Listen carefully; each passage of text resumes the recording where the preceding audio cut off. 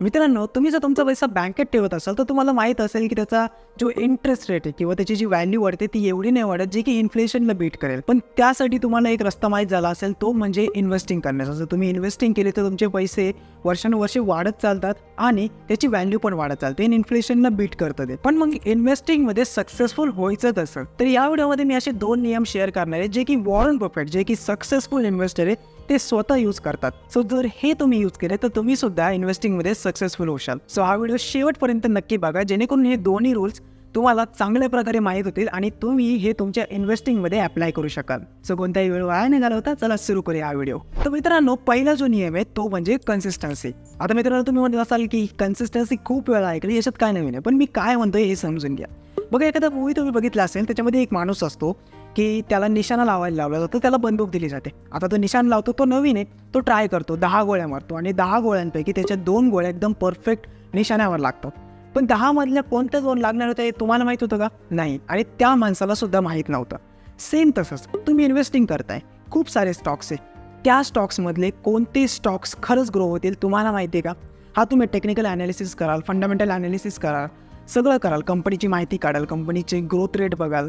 पण असं थोडी आहे की फिक्स होईलच म्हणून. होऊ शकतं तुमचं ॲनालिसिस चुकेल, होऊ शकतो जो प्रोफेशनल आहे त्याचं पण ॲनालिसिस चुकेल, कारण की आपण माणूस आहे, माणूस चुकतोच. सो त्यासाठी इन्व्हेस्टिंगमध्ये जर सक्सेसफुल व्हायचं असेल तर कन्सिस्टन्सी लागते. जसं तो नवीन माणूस ज्याला निशाणा लावायला लावला तो 10 वेळा कन्सिस्टंट होता, म्हणजे 10 वेळा निशाणा लावित होता आणि त्याच्यामधले त्याचे 2 का 3 निशाणे लागले एकदम परफेक्ट जागेवर. सो तसंच तुम्ही कन्सिस्टंटली इन्व्हेस्ट करताय, तुम्ही दर महिन्याला किंवा दर इयरला जसं तुमचा फ्लो असेल त्याच्यानुसार तुम्ही इन्व्हेस्ट करताय. सो होऊ शकतं तुम्ही त्याच्यातले 7 स्टॉक्स फेल जातील, पण 3 असे येतील जे 7 स्टॉकचा जो लॉस झाला ना तो पूर्ण रिकवर करतील. पण यासाठी ते 3 कोणते हे तुम्हाला माहीत नाही, मला माहीत नाही, पण त्यासाठी तुम्हाला कन्सिस्टंट राहावं लागेल. तर मित्रांनो, स्वतः वॉरन बफेट जे आहे ना त्यांनी 400 ते 500 स्टॉक्स ओन केलेले, पण त्यामधले ते म्हणतात की 10 ते 20 स्टॉक्सच असे जे की मला प्रॉफिट कमवून देतात, जे की खूप सारा पैसा मला कमवून देतात. पण बाकीच्यांचं काय झालं त्यांनाही माहीत नव्हतं. ते सुद्धा एवढे मोठे इन्व्हेस्टर आहेत, तरीसुद्धा त्यांचे एवढे स्टॉक्स फेल गेले, तर आपण काय आहे? सो त्यासाठी कन्सिस्टन्सी गरजेची आहे. आणि मित्रांनो, कन्सिस्टन्सीसोबत दुसरा एक नियम आहे, तो खूप महत्त्वाचा आहे, तो म्हणजे डायव्हर्सिफाय युअर पोर्टफोलिओ. आता याचा अर्थ काय? एक सिम्पल एक्झाम्पल देऊन सांगतो. बघा मित्रांनो, अमेझॉन जी कंपनी, आपण अमेझॉनवर शॉपिंग करतो बरोबर. आता अमेझॉनमध्ये किती प्रोडक्ट्स आहे तुम्हालाही माहीत नाही, मलाही माहीत नाही, मी कधी मोजले नाही आणि मी कधी त्यांच्या वेबसाईटवर जाऊन बघितलं पण नसेल. पण एकदा जाऊन बघा किती सारे प्रोडक्ट्स आहे. समजा पकडून चला 1000 प्रोडक्ट्स आहे, पण त्या 1000 मधले सगळेच विकले जातात का? सगळेच प्रोडक्ट्स असे आहे का जे प्रॉफिट कमवून देतात? त्यामधले खूप कमी प्रोडक्ट्स असे जे की प्रॉफिट कमवून देतात त्या कंपनीला. पण त्यांनी तरीही खूप सारे वेगवेगळे प्रोडक्ट्स त्यांच्या अमेझॉनची वेबसाईट आहे त्यावर ठेवलेले आहेत, त्यांनी ते शॉपिंगसाठी ठेवलेले आहेत बरोबर. सो सेम तसंच आपण जेव्हा कन्सिस्टंटली इन्व्हेस्ट करतो तेव्हा आपल्याला आपला पोर्टफोलिओ डायव्हर्सिफाय करायचा आहे.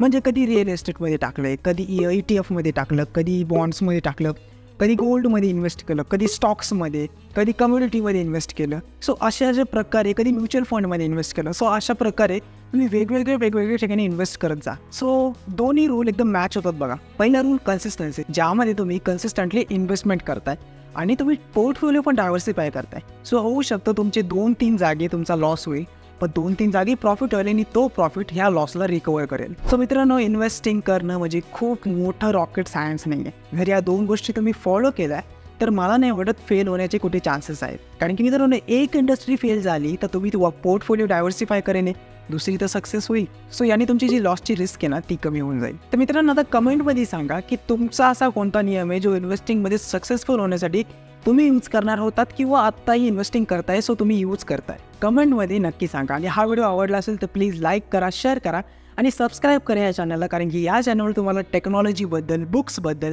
आणि सेल्फ इम्प्रूव्हमेंटचे खूप सारे व्हिडिओज मिळतील, तेही मराठी भाषेत. सो हा व्हिडिओ पूर्ण बघितल्याबद्दल धन्यवाद.